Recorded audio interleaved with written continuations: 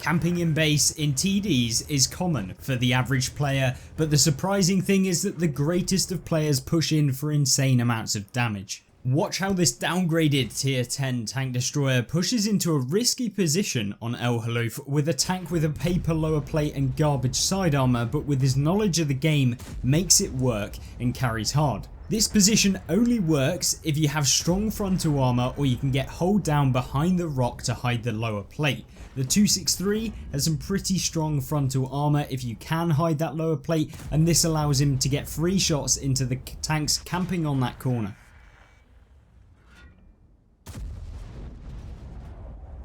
One key problem with this position is that you get rushed in the side by the opposing team who win the middle if they do win the middle, and they get easy side shots on you, but watch how he defends from both sides when most players would just give up.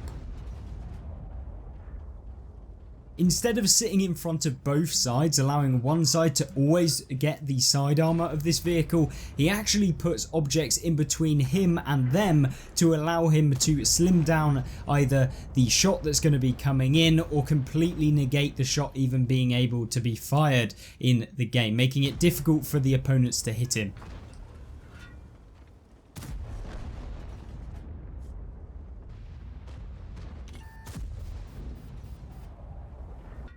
With the team failing on this flank, he decisively pushes the VZ55 and the Minotauro, removing them from the game and of course removing the dangerous autoloaders, allowing him to deal with the rest of the single shot tanks on this flank, winning the game for his team and even better as a lower tier vehicle.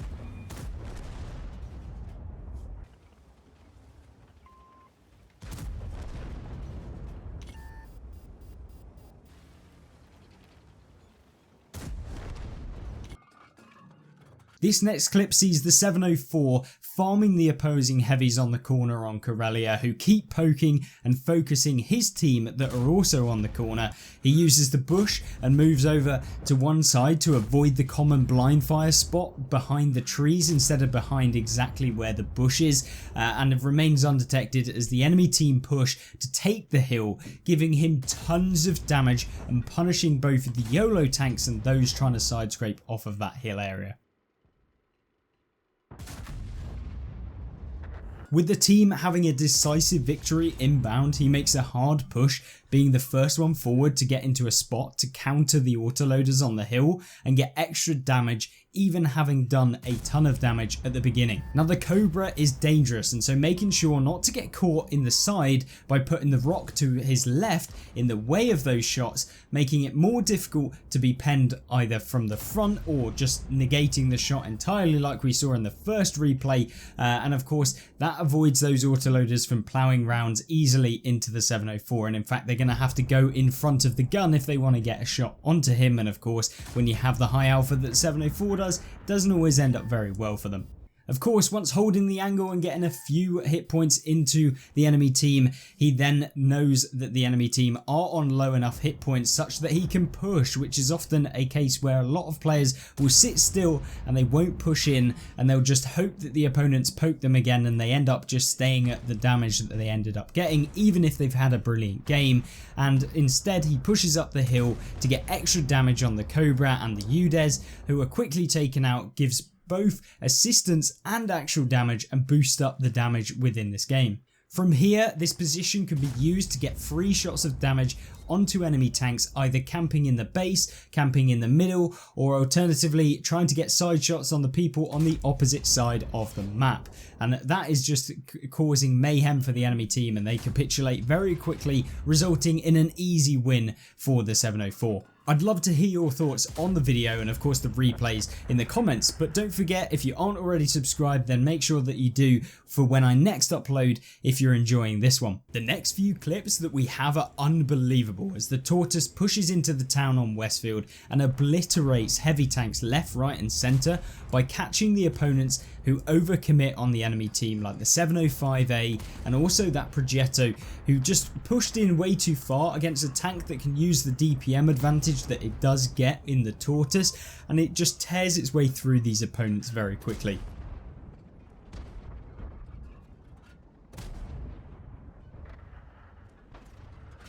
and that allows him to be able to rack up over 4,000 damage in just 3 minutes. A good player in this position forces opponents to push in to actually get shots on them, where the tortoise can start picking them off one by one and surprising them using the buildings as cover to avoid getting spotted, as well as some of the trees and the tree lines that you have within the centre of Westfield, and of course using them to avoid any shots from people that might be camping on the enemy team as well. And that allows him to lock down some of these tanks in place, tracking them and just getting tons of damage in addition to what he already got at the beginning. This for sure allows for a ton more damage than camping in the bushes at the back and hoping that the enemy team push and that your team slowly whittle down in hit points to the point where the enemy team can push, and that's when you can start dealing damage. This is where you can take the fight to the opponents and consistently deal damage throughout the entire game so that you can have the most damage possible in your TDs. Now if that wasn't good enough, just watch how the TS5 makes a hard carry on a highway by pushing the town aggressively, taking a moment to farm up tanks, crossing into the town at the beginning, and of course getting shots on the snipers on the opposite hill to get an easy 1000 damage for free. And you can use this position in your own games for a little bit of damage at the beginning. Unlike average players, rather than just sitting there sniping to get a maybe 1 or maybe 2 shots of damage against opponents that may or may not actually poke now, he decides to actually push into the town between the buildings to get side shots into the opponents, create a crossfire, which is super valuable in a map like Highway, where you do have this kind of one-on-one engagements, a corner fighting, stuff like that. If you can be the one that creates that crossfire, you can have games like this which are just outrageously good, and if you know the tank that you're playing, it's even better.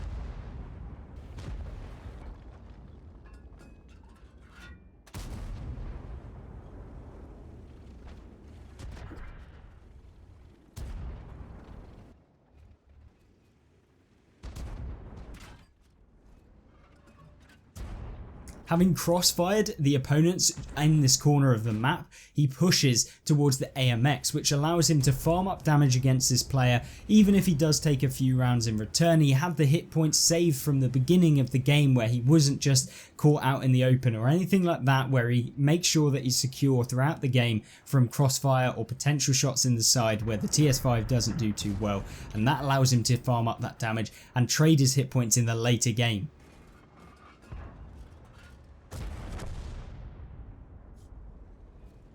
Having realised a lot of enemy tanks have started to re-push the town, he actually goes back to support some of his teammates, which is really imperative. It allows him to shut down those opponents and still maintain a decent amount of damage consistently.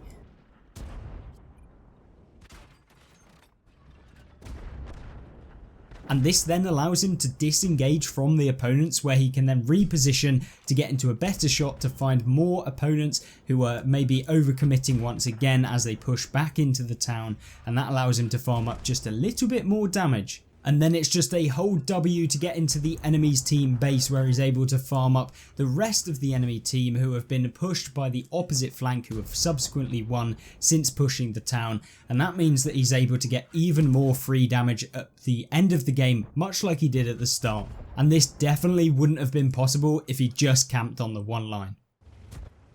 And finally, how can an autoloading Foch be with a long reload hold W and not get punished?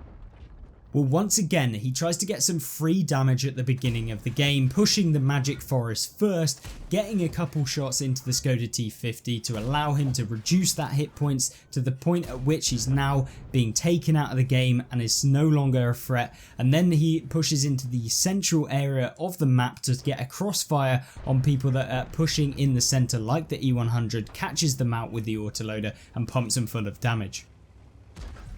Now once again, a lot of players would have just sat behind the building when they're taking that long reload, but instead he takes the opportunity to relocate, as you should always do with your autoloaders, so that when you're fully reloaded you can push the lower tier vehicles like you're seeing here to hard clear the flank, so he can deal with the other flank, as it appears the majority of their team have gone that other way. Now in that meantime, the E4 gets spotted, and after firing he goes around to unload a devastating clip and farm up more damage over 5,000 in just 3 minutes by clipping out that E4 and of course the opponents earlier to enable his team to win that flank and then deal with the game how he wants to from there. Since the majority of the enemy team are spotted and he knows where they are, a push to the southern side of the map across the field using the buildings of cover is a really safe kind of thing to do because of the fact he knows where the majority of those tanks are because they're spotted on the minimap, and he uses the time whilst reloading to not only get to the position where he can clip out the WZ from behind, but also then move after clipping him to the middle of the map where he can get a crossfire on the E3, surprising them and tearing this flank to pieces, completely driving a wedge between the front of the flank and the rear of the flank and ending up crippling the enemy team. From here it's just Farm City and he crests the ridge to unload onto the rest of the enemy team, pushing in for that final bit of damage to take the damage total just shy of 10,000. And of course make sure that you try play your TDs in a more aggressive approach when you need to, rather than just camping at the back. If you enjoyed, like the video and subscribe for more.